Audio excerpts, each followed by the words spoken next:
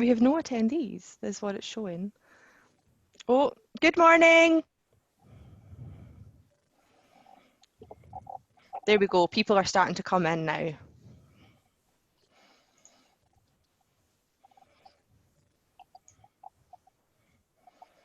Fab. Oh.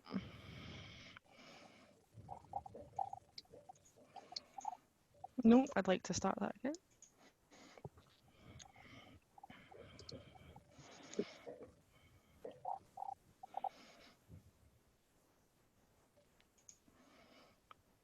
Okay. Good morning, everyone. I hope you can all hear me fine and well. Sorry about the slight delay. We had some technical issues starting.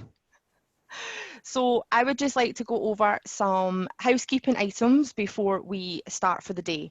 I would like to first say that this session will be recorded and the slides and everything will be sent out afterwards.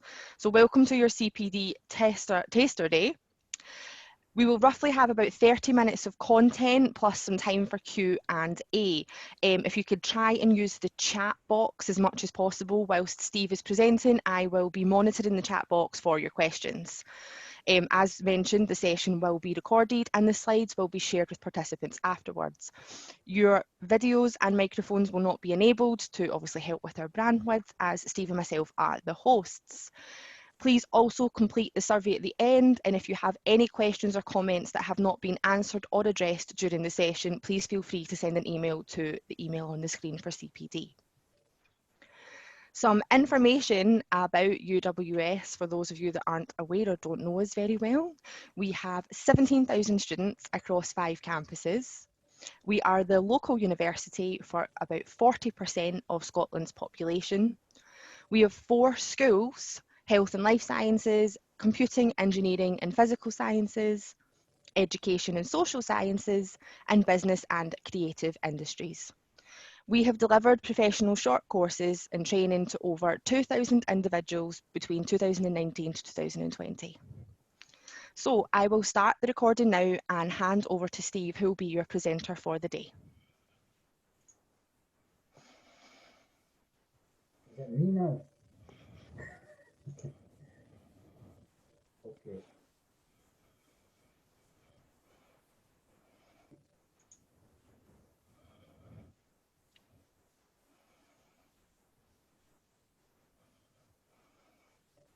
Right. Hello, everybody. Can you all hear me okay? And thank you very much for that introduction. Although I have to say I didn't hear any of it.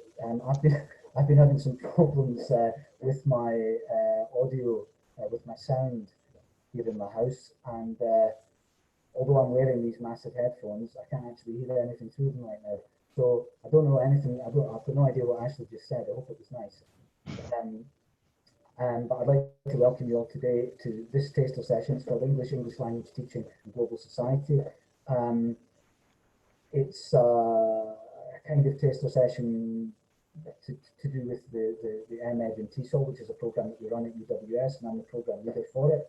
You can see my contact details there, so I suppose if anybody wants to contact me at the end or ask any questions or discuss anything, I'm always very happy to do that. So there are various ways for you to get in touch with me. This is a kind of rough contents page, I suppose, of what I want to try and get through. As you can see, there are some very big issues that I'm trying to cover, so I'm only going to be able to cover them very much scratching the surface, really. But the purpose today, the thing that I wanted to do is to just give everybody a kind of an overview of some of the issues that are covered on the MEd TESOL program, but also to kind of give you an idea of some of the more, well, of the type of approach that we take to TESOL and to English language teaching. So a lot of the slides that I'm using today, well, some of you might have seen them before, and they're slides that I've taken mostly from a module that we include on the MEd TESOL called English as a Global Language. And the reason that I selected those slides were, and that sort of content was because I felt that this, you know, this might allow you to just kind of get a starting point, you know, from our perspective at UWS. Where do we see English language, the role that it plays in society, and the role that TESOL plays in society? So I thought that might be the most appropriate thing for a taster. Obviously, because I've got audio issues today, and this is going to be a lot less interactive than I had hoped it would be. I had hoped to do a lot more in the way of kind of asking questions and having conversations, but unfortunately, I'm not really going to be able to do that. It's not going to be as interactive as I had hoped. But I will try and give you opportunities to kind of think and reflect. And of course, you can always type in comments, and Ashley's going to be dealing with any questions or comments that anybody sends in. So let's get going. Starting with a kind of look at English in the world today. I'm going to start with a little quiz. Actually, I've got a few questions, and I'm just going to put them up on the screen, and I'll give you a couple of minutes to look at them, and you can try predicting your answers. You can note down what answers you think they might be. Okay, so here you go. 5 questions. A couple of minutes to look at them and see if you can give what you think the answers are.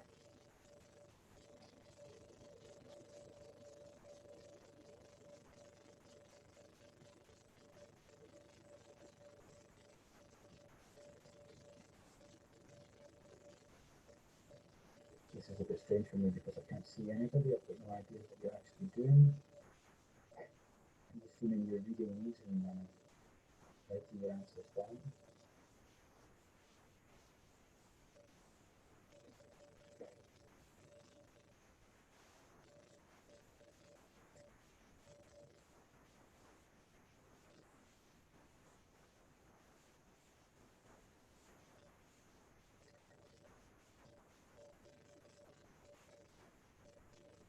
Okay, so is that maybe enough time?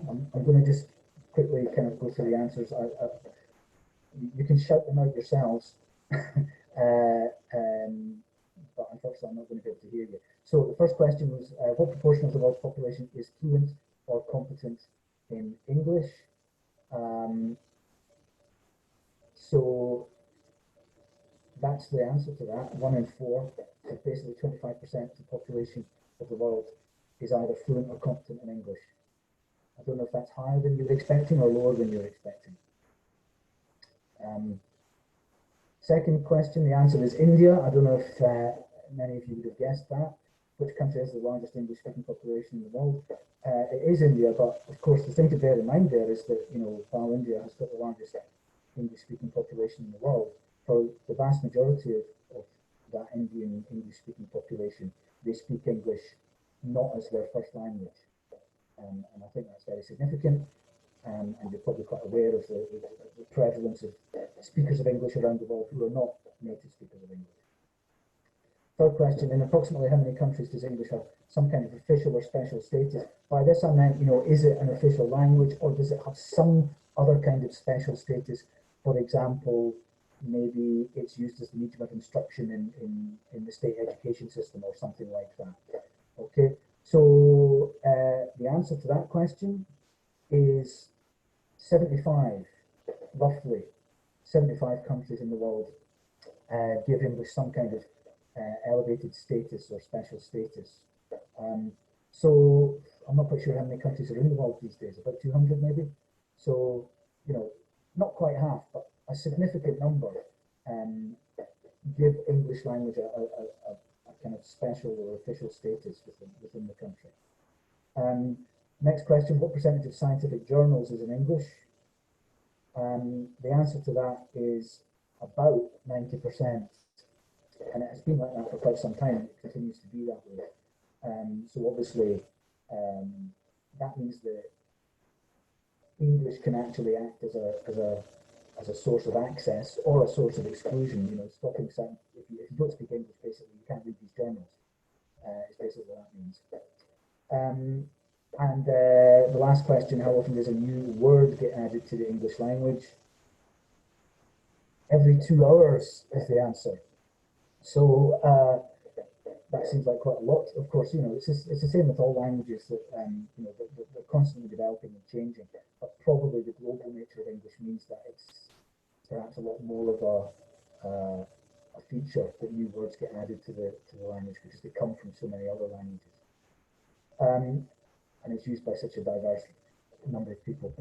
These answers, I didn't provide any sources or anything because these are kind of I kind of went to multiple different sources to get the answers to these questions, and they're kind of widely regarded as true. If you were to Google these questions, you'd probably get a number of different websites and sources that give you the same or very similar answers.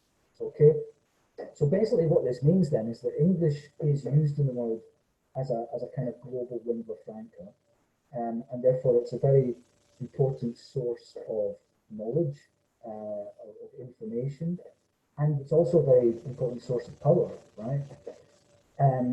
But despite the fact that it's so widely prevalent around the world, uh, only 25% of the population doesn't actually speak English. So that would presumably mean that when we're looking at how to answer that question, what's the purpose of TESOL? What are we doing as TESOL professionals? The easy answer would be, well, we're trying to address the needs of the 75% of the population of the world who don't currently have English.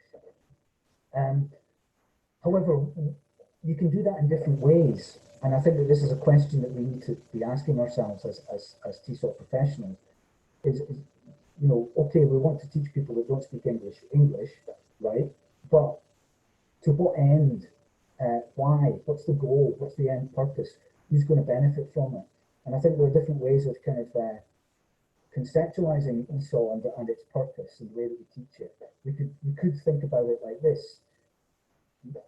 We're maybe trying to teach people English because we're trying to give them skills and capacities that allow them to meet the needs of a globalized market, right? We're living in a globalized society. This globalized society is largely driven by multinational corporations. Those multinational corporations need people who speak English because they use English as the lingua franca and as a means of communicating. So are we serving the needs of these global corporations by teaching people English so that they can meet their needs?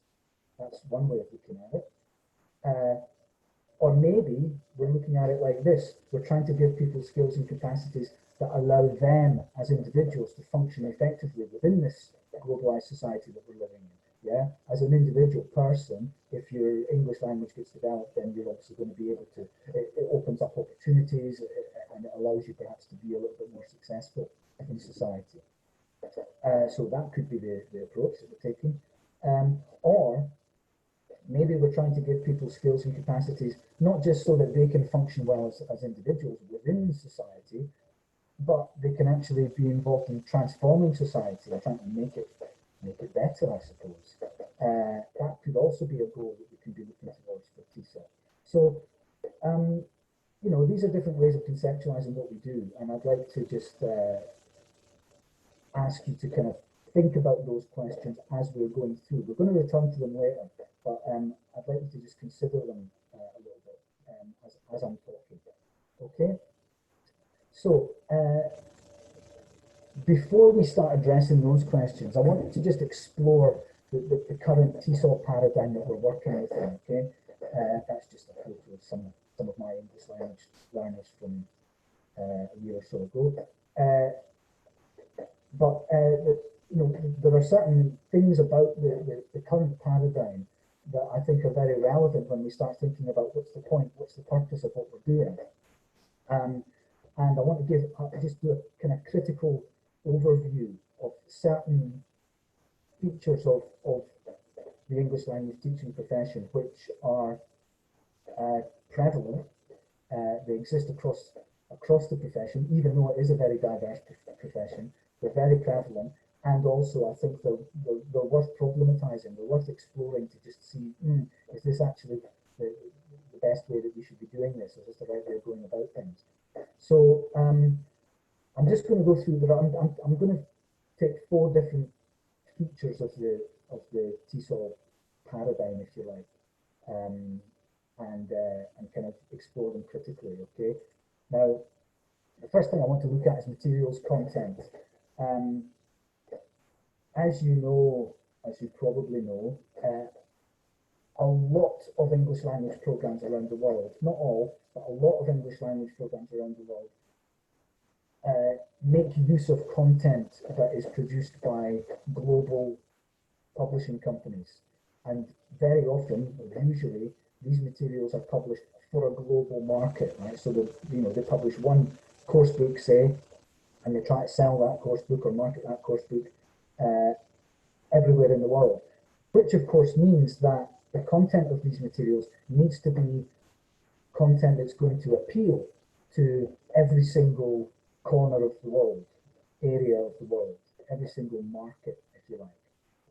And in order to do this, publishing companies have come up with this acronym, the PARSNIP acronym, which basically covers all the topics that they avoid including in their materials because they fear that these topics or this content might be offensive or problematic or upsetting perhaps to some cultures or groups of people within the market.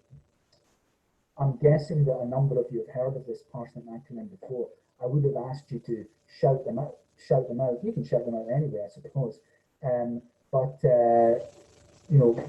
Let's go through what they are. So these are the topics that are deliberately avoided by global publishing companies when they're writing English language teaching materials.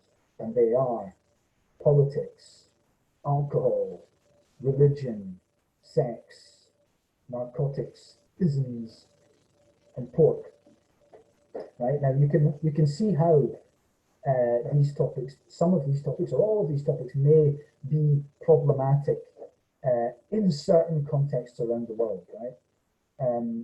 But they're also unproblematic in many other areas around the world. And many people have argued, and I've argued myself, that the omission of these topics is really not doing our students very many favours. I mean, certainly there are many contexts in which focusing on these topics would actually be very beneficial to our learners. Politics is a widely discussed topic, right?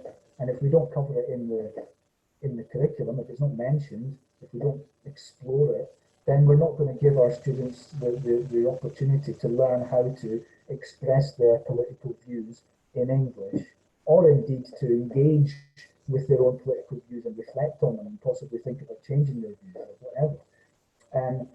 So that seemed a little bit remiss to me.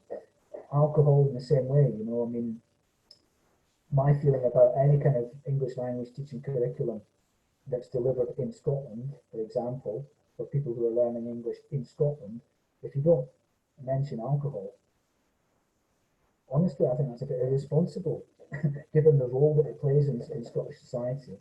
Religion as well is a hugely important part of people's lives, and we're not actually giving them the opportunities to use it, to express their religious views, or to learn about other people's religious views. So it seems like it's a very limiting approach to materials content. What do we get? What is covered in these global course books? Well, I mean, here are some examples of some of the types of tasks that you might get in a global course book. Look at them. Are you familiar? If any of you have used global course books, you've probably seen tasks like this before. And I'm not necessarily saying there's anything particularly wrong with them as such. The first three tasks are very innocuous. There's certainly nothing wrong with doing any of those things. However, they don't really reflect real life very much, do they? I mean, how often would you write a description of your favourite room in real life? And who would read it?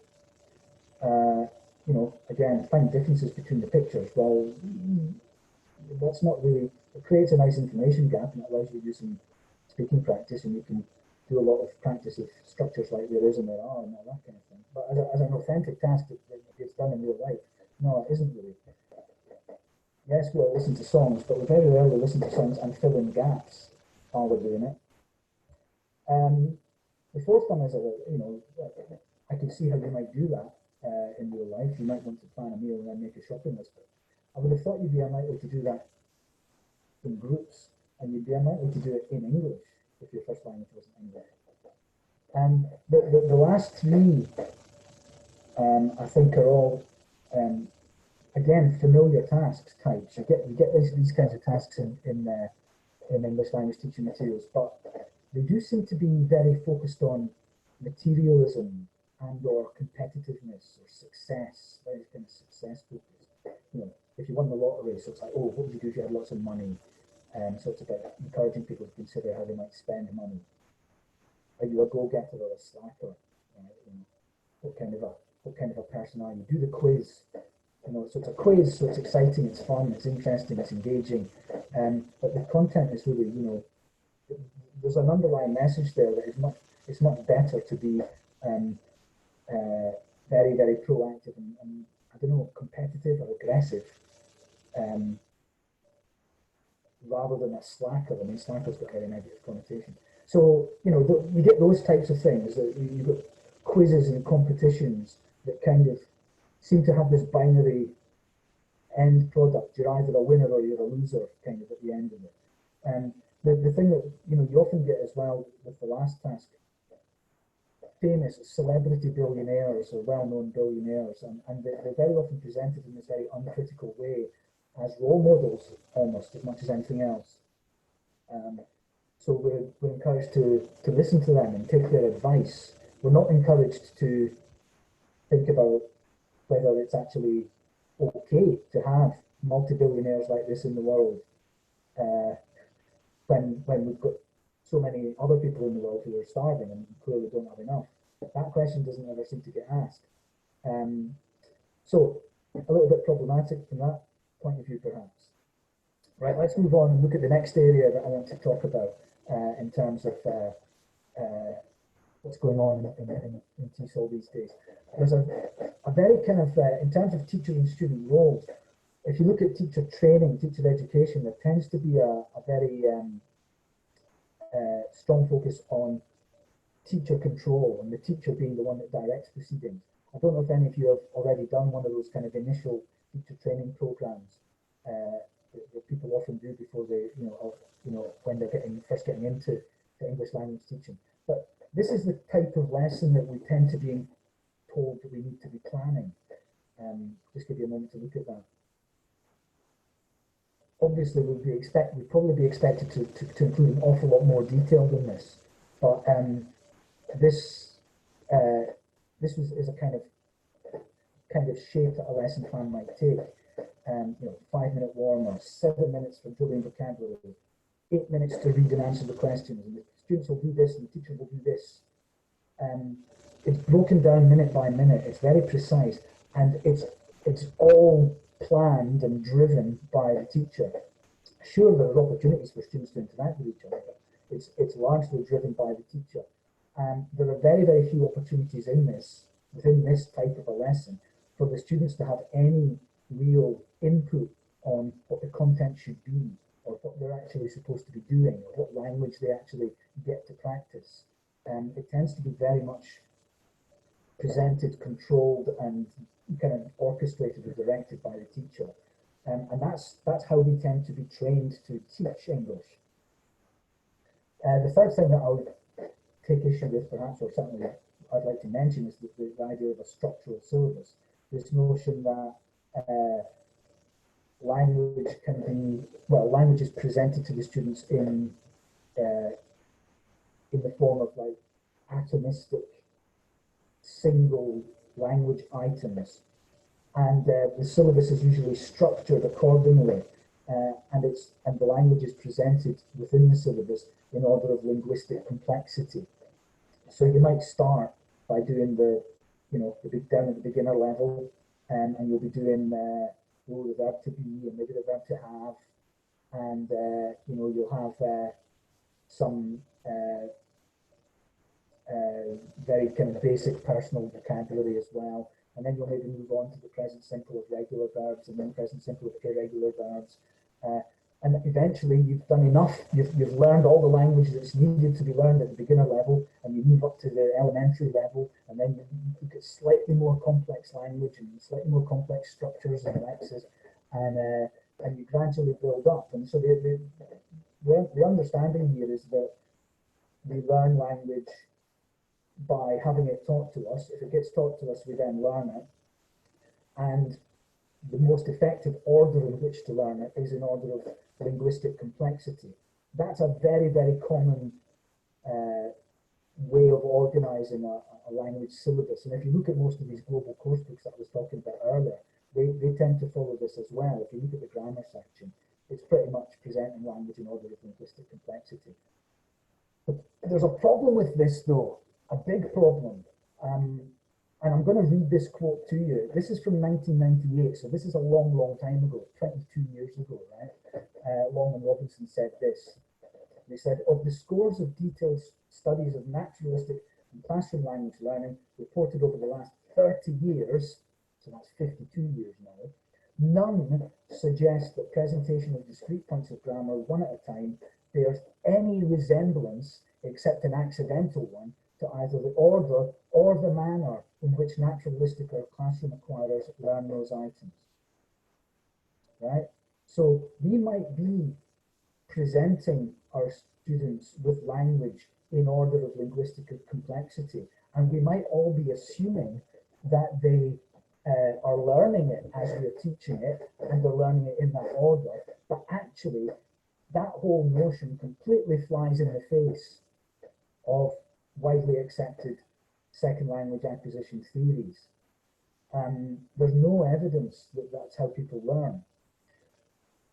However, it seems to be prevailing, and I think the reason that that structure prevails is that it fits, it works. Well, it works from a commercial perspective because it allows the people that are the organisations that are developing the syllabus to it allows it to be commodified. It allows the course itself and the language within the course to be commodified, turned into little commodities, and then presented to the learners, you know, lesson by lesson, and then course by course. And the students themselves can then buy the book, buy the course, do it, and they all assume that that's okay. I've done pre-intermediate, now I'm on intermediate.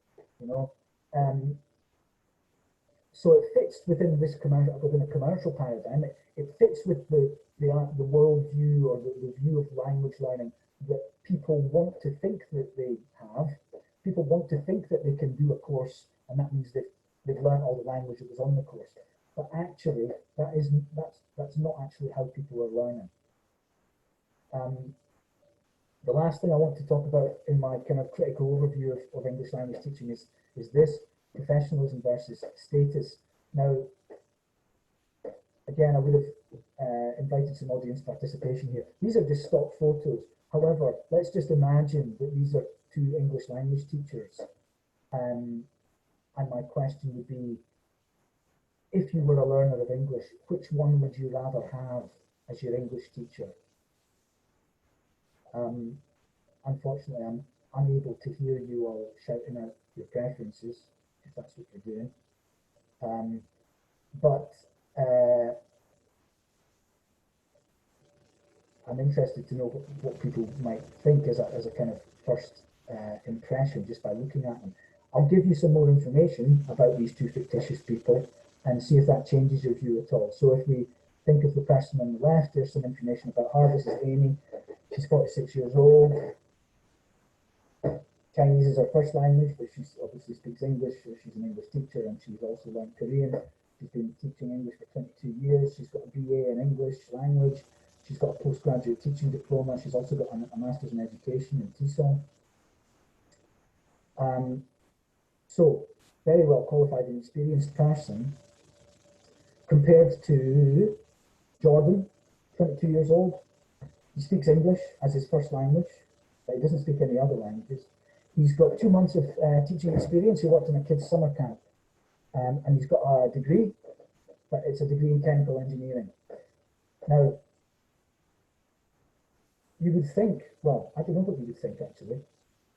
If you look at the qualifications and the experience, it seems like a no-brainer. You would expect that Amy would be by far the most sought after and popular English teacher.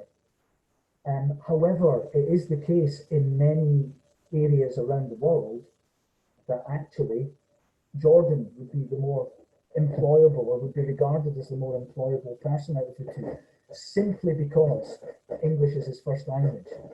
And this is to do with a kind of construct that prevails across the English language teaching profession, which is widely known as native speakerism. If you're interested in the construct or the concept of native speakerism, then you could try reading some of the work of Adrian Holiday. He's done a lot of good work related to native speakerism. It's basically this belief that if you're a native speaker of a language, somehow that means that you're far more qualified to teach the language than anybody who is not a native speaker of the language, irrespective of that other person's qualifications or experience, and also irrespective of the lack of your own qualifications and experience. So this is a problem that affects the professionalism of English language teaching. And you could be highly professional, like Amy appears to be, but you still have your status as an English language teacher is somehow still below the status of Jordan, who is clearly not a professional English language teacher. He could probably get a job in many countries around the world where he'd have much better conditions and a much better salary than poor Amy there, despite all of Amy's qualifications and experience. This whole thing serves to kind of diminish the value of becoming a professional in English language teaching, and I think that's a little bit problematic, right? So basically, these four things that I've talked about, I would draw them all together now and make the claim, or certainly it's very easy to make the claim, that ELT, English language teaching, is a kind of neoliberal profession. We've got, topics that might allow issues to do with social problems, social justice, inequality, etc. Those kinds of topics are avoided. So you can't talk about politics, you can't talk about religion, you can't talk about inequality or injustice in those terms, because those things are not included within the materials. Instead, we've got materials that are promoting materialism, individualism, competitivism, that's not even a word, competitiveness. We've also got content and outcomes being imposed upon the students. The students get very little say in what the content and the outcomes of their course should be. We've got a syllabus that's designed that allows it to be very marketable, sellable. Whether you're in the private sector or the public sector, your syllabus is very often driven by market forces, and certainly flies in the face of it. It certainly conflicts with second language acquisition research. Obviously, if you're interested in this topic, we've got a module called Second Language Acquisition on the MET and TESOL, so that might be an interesting module for you to explore. We've got large multinational corporations as well, dictating. Hi everyone, I'm really sorry, but that is our time up for today's session, unfortunately due to the later start. I will get a recording finished and I'll get all the slides sent out to you. I hope today was all right considering the audio problems and the technical problems that we already had, and I am very sorry that it's had to be cut short. But the slides and the presentation will be sent out to you, so I hope everyone has a good day.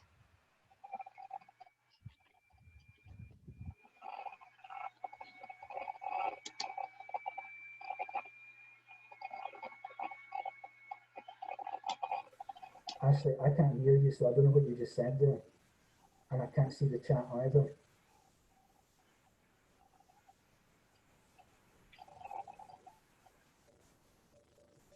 Sorry everybody, I had no idea what, where we were with time. It looks like I need to finish now, is that right?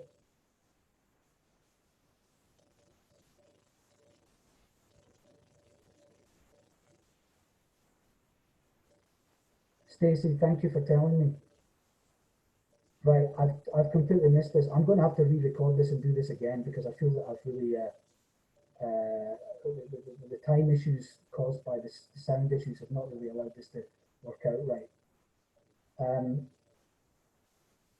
No, Leah, I can't hear you, but I can see your chat.